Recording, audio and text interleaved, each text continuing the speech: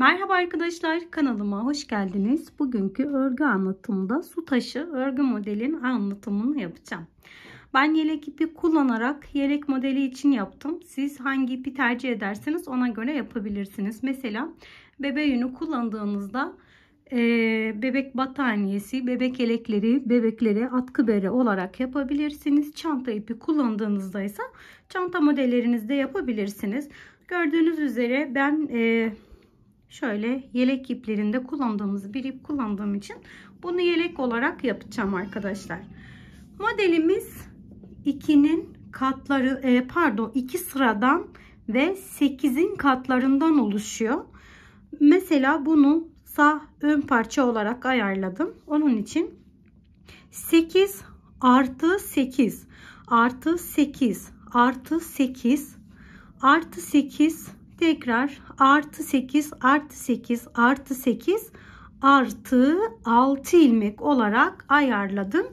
Normalde düz yani kenara trabzan yapmak istemeseniz eğer sadece 4 tane ekleyebilirsiniz.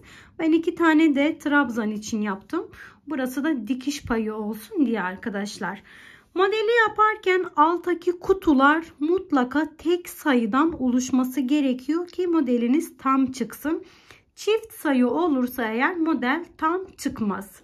Şimdi hemen yapılışına geçelim. Bunun için tüylü ip tavsiye etmesem de ben şu anda bunu tüylü bir iple yapıyorum. Yelek ipi angora ip ve uygun olarak ise 2 numaralı bir tığ tercih ediyorum arkadaşlar. Tığ numaranız kesinlikle çok önemlidir. Tığ numarasına göre örgünüz küçük, büyük olabilir, yumuşak, sert olabilir. Tüylü iplerin örmesi zor olduğu gibi hata yapıldığında sükülmesi de çok zor oluyor.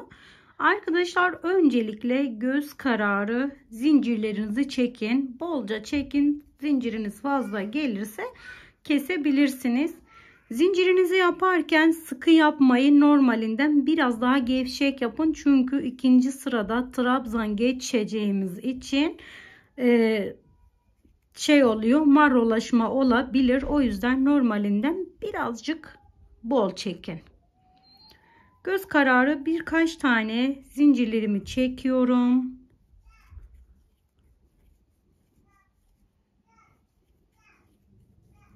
Model göstermek amaçlı bu kadar yeterlidir. Başına sardım. 1, 2, 3 tane atlayıp 4. yuvaya batıyorum. Bir tane ikili trabzan yaptım. Başına sardım. Hemen sıradaki zincire batıyorum. Bir tane ikili trabzan yaptım. Sıradaki zincir, ikili trabzan. Sıradaki zincir, ikili trabzan.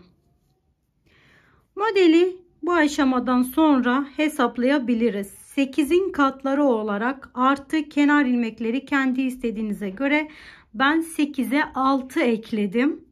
Siz de kendi istediğinize göre orayı ayarlayabilirsiniz. Sadece model kurumu şöyle şuradan tutarsak eğer 8 artı 4 bir model için bu şekilde arkadaşlar. Bir model için 8 sıradaki artı yine 8 artı yine 8 en sonuna 4 tane trabzan eklersiniz. Yanına istediğiniz kadar burayı sayıdan oluşturabilirsiniz. 8'in katları olarak artı 6 ilmek olarak ben bunu hesaplıyorum şimdi. Model anlatımı için bu kadar yeterlidir. Siz de fazla gelen zincirlerinizi şöyle 2 zincir öteden kesip burayı sıkılaştırabilirsiniz. Şöyle burayı sıkılaştırdım. Şimdi 3 tane zincirimi çektim. Elinizin sıklığına göre buranın sayısını çoğaltıp azaltabilirsiniz. Örgümü çevirdim. Tığımın başına sardım. Birinci trabzana değil hemen ikinci trabzana bakın. Birinci yuvaya değil ikinci trabzana atıyorum. Ve burada yine bir tane trabzan yaptım. Zincirle beraber 2 tane oldu. Şimdi aynı şekilde her bir trabzanın üzerine bir tane trabzan yaparak sıramızın sonuna doğru gelelim. Sıramın sonuna doğru geldim. Son trabzanımın üzerine bir tane trabzan yaptım arkadaşlar. Zinciri de bir trabzan olarak hesapladığımız için başına sarıyorum. 3 tane zincirimiz var. Son yuvaya batarak böylece bu sırayı bitirdim. Mutlaka son zincirimizin üzerine bir tane yapalım ki her giriş çıkışlarda trabzanlarımız eksik olmasın. Şimdi yine 3 tane zincir yaptım, örgümü çevirdim. Birinci trabzanımın devamı zaten bu 3 tane zincir. Girişlerimiz hep aynı şekilde olacak. Birinci yuvayı atlıyorum, hemen ikinci yuvaya batarak bir tane trabzan yaptım. Zincirle beraber bir tane ve 2 tane trabzanımız oldu. Şimdi ben burayı 2 sıra yaptım. Siz dilediğiniz kadar 3 sıra, 4 sıra, 5 sıradan da yapabilirsiniz, ne kadar isterseniz. Model kuruyoruz. 1 2 3 4 zincirimi yaptım. Başına sardım. Altan 1 2 3 4. Dördüncü yuvaya batarak bir tane ikili trabzan yaptım. Yine 1 2 3 4. Başına sardım. 1 2 3 dördüncü yuvaya battım. Bir tane ikili trabzan. 1 2 3 4. Başına sardım. 1 2 3 dördüncü yuvaya batarak bir trabzan. Aynı şekilde devam edelim. 3 atlayıp dördüncü yuvaya batıyorum.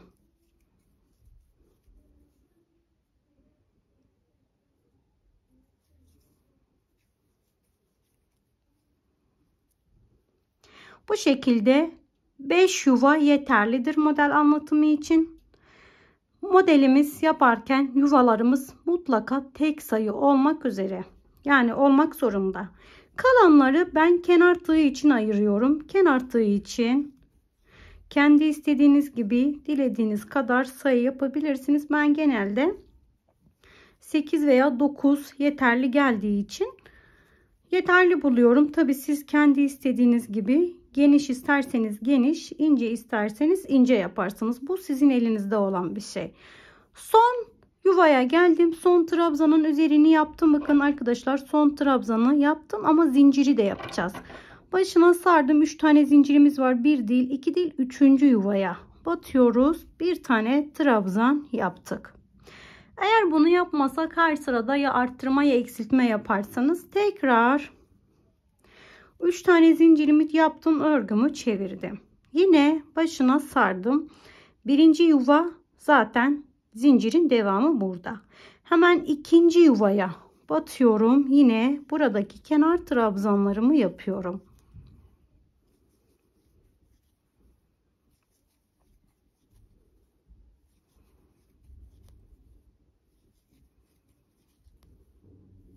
Kenardaki 9 tane trabzanı yaptım. Şimdi buraya 2 zincir yaptım. Hiç başına sarmadan sıradaki kutunun içine batıyorum. Bir tane sık iğne yaptım. Hiç zincir yapmıyorum. Sıradaki yuvaya 4 tane ikili trabzan yapıyorum.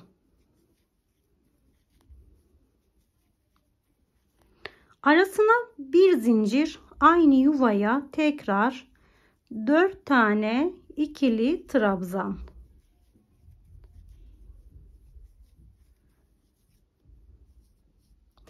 Başına hiç dolamadan sıradaki kutunun tam ortasına sık iğne olarak bağlıyorum.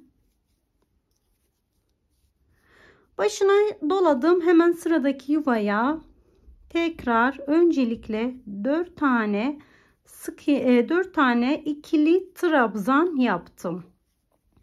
Arasına bir zincir, aynı yuvaya tekrardan 4 tane ikili trabzan.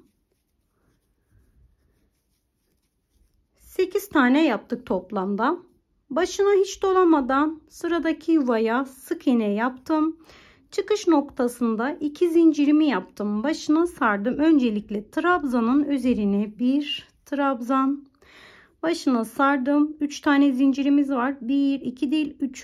zincirimin içine batarak bir tane trabzan. Burası da kenarımız.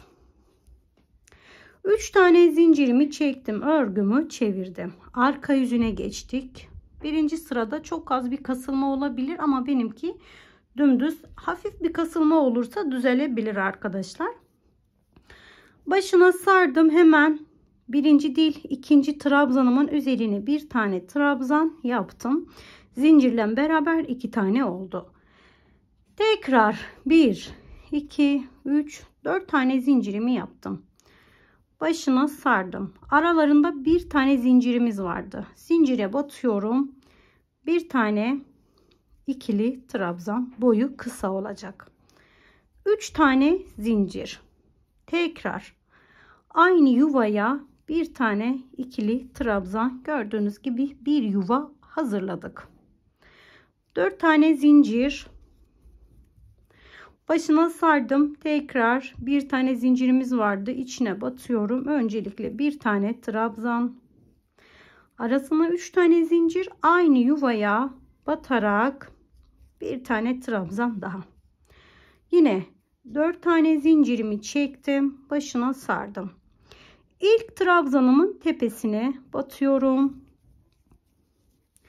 Her bir yuvadan bir trabzan, toplamda burada 9 tane trabzanım var.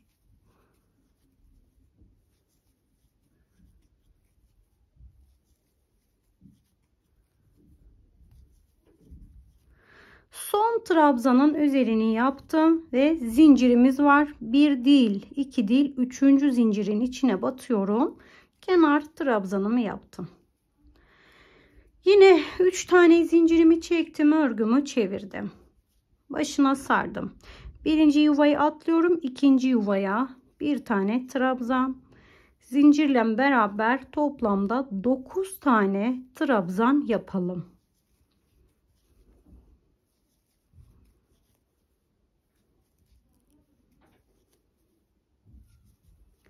Kenar trabzanlarımı yaptım. Şimdi tekrar 2 zincir yapıyoruz. Tıpkı burada yaptığımız gibi 2 zincir, boşluğa sık iğne yaptım.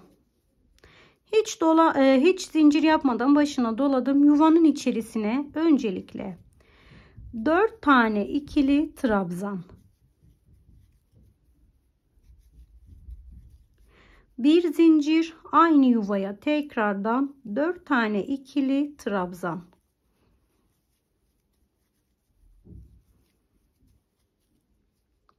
Hiç zincir yapmadan sıradaki boşluğa bir tane sık iğne. Hiç zincir yapmadan sıradaki yuvaya yine 4 tane ikili trabzan.